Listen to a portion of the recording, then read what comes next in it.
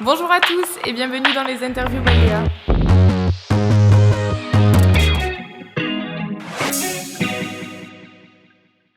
On se retrouve aujourd'hui avec Gaëlle Anderson, fondatrice du projet Solizy. Gaëlle, bonjour. Bonjour. Comment vous est venue l'idée de créer le projet Solizy ? Eh bien, c'est arrivé en 2013 en fait, lors d'un enterrement, malheureusement, où je me suis aperçue que il racontait la vie de la dame qui était décédée et c'était qu'une demi-page. Et je me dis mais toute la vie de cette femme qui est morte à 97 ans, ça se résume en une demi-page, c'est dommage. Et on se rend compte qu'en fait, les gens nous connaissent assez peu. Et donc de pouvoir raconter notre vie au fur et à mesure de notre vie et de le raconter nous-mêmes, ça permet aussi, à des périodes de deuil et tout ça, de pouvoir donner quelque chose aux gens qui nous entourent et de donner ce cadeau-là en racontant notre vie. Voilà. Et pourquoi vous avez choisi ce nom ? Alors Solizy, c'est soul, hein, l'âme, et easy, facile. Et pourquoi je l'ai choisi ? Parce que quand on raconte un peu notre âme, et de pouvoir le faire facilement au quotidien, et de pouvoir laisser quelque chose d'une manière très, très facile, c'était l'idée de cette application. D'accord. Et quelles sont les personnes après qui vont être les plus concernées, on va dire, par l'application ? Alors, quand est-ce qu'on commence à raconter sa vie ? Comment on se dit, maintenant j'ai envie de raconter ma vie ? C'est pas quand on est jeune, c'est pas quand on est petit, là, jusqu'à 18 ans, on vit et puis il n'y a pas de souci.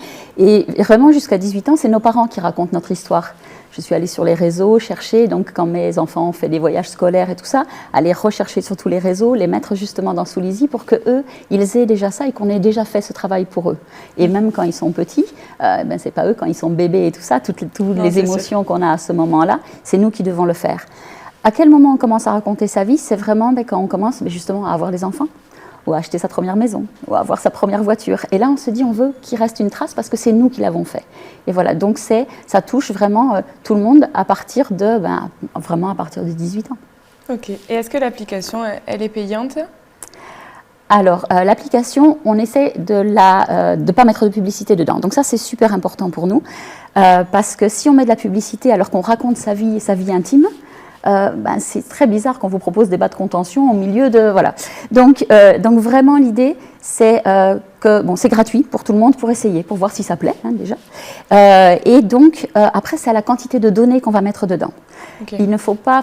Mon idée, c'est de ne pas polluer la planète avec des dizaines de milliers, des centaines de milliers de photos qu'on a et qu'on garde, au fur et à mesure, garder ce qui est essentiel pour nous. Et donc de ne pas mettre énormément de données dessus et de mettre juste les données qui sont essentielles. Ok, oui. Et quelles sont les différentes fonctionnalités qui sont proposées ?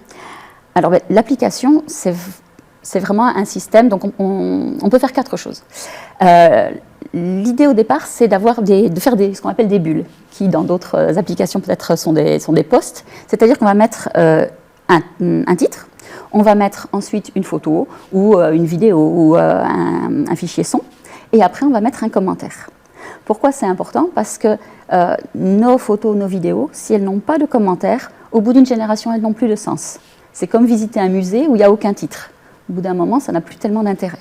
Donc, avec ça, on peut faire plusieurs choses. Donc, c'est les garder pour soi. Donc, c'est raconter un peu son journal intime. 2, on peut échanger avec d'autres. Par exemple, on fait une soirée de Noël, j'ai des très belles photos de mes neveux, de mes nièces. Je vais faire une bulle, je vais la donner à ma sœur. Voilà. Mais dans ce réseau, je vais avoir que vraiment mes amis ou mes relations proches. Donc, ma famille, des gens que j'aime. Mais ce n'est pas comme dans les autres réseaux sociaux où on peut avoir 4000 personnes qu'on ne connaît pas. Tandis que là, on va avoir 20, 50 personnes, mais grand maximum. Et donc, on va pouvoir le mettre sur ces réseaux-là. Et après, donc, les 2 autres fonctionnalités de Solizy, qui sont pour moi importantes aussi, c'est de pouvoir transmettre toute son histoire médicale. Pourquoi son histoire médicale ? Parce que c'est des choses dont on ne parle pas, et puis qui sont très très importantes finalement, parce qu'on ne va pas parler de ça entre la poire et le fromage. Hein. Oui. Et c'est des choses qui sont utiles à passer de génération en génération. Et la dernière chose, c'est une petite note pour dire que j'ai laissé mon testament chez le notaire untel. Parce que ça aussi, c'est des sujets dont on ne discute pas comme ça, mais qui sont super importantes quand il arrive justement des moments tragiques. Et justement, vous nous parliez du partage avec la famille. Comment ça fonctionne ? Comment on peut le partager directement avec sa famille, ses amis ? Donc, on a tous des portables, on a tous des téléphones portables, on prend des photos. Donc ces photos, on peut les envoyer sur des réseaux. Mais l'idée quand même, ça va être de créer ce qu'on appelle une bulle, donc, où on va mettre la photo, on va mettre un titre pour pouvoir retrouver derrière, et puis aussi un commentaire.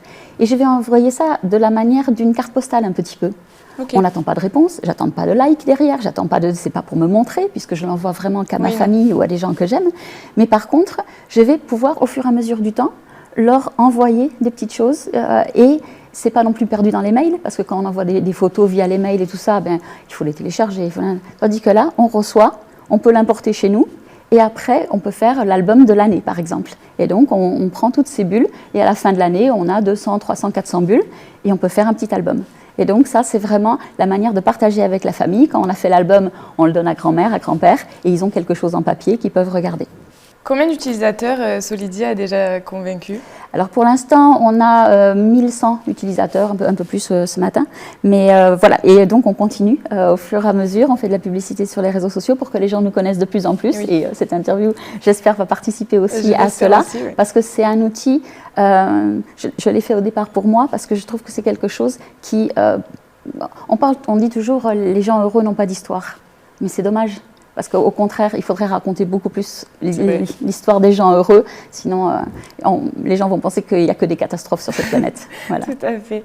Et est-ce que l'application, on peut la retrouver sur toutes les plateformes? Oui, et ça on a fait donc le web classiquement, où on va pouvoir par exemple trier les bulles et puis faire les albums et tout ça, parce que sur le téléphone portable ça se fait mais c'est moins facile. Et puis après, par contre, le quotidien, c'est vraiment le téléphone portable pour pouvoir échanger avec sa famille, pour pouvoir sauvegarder une impression. On visite un endroit, on visite un musée, il y a un tableau qui nous touche particulièrement, on peut prendre une photo, mettre celui-là il me plaît parce que ça.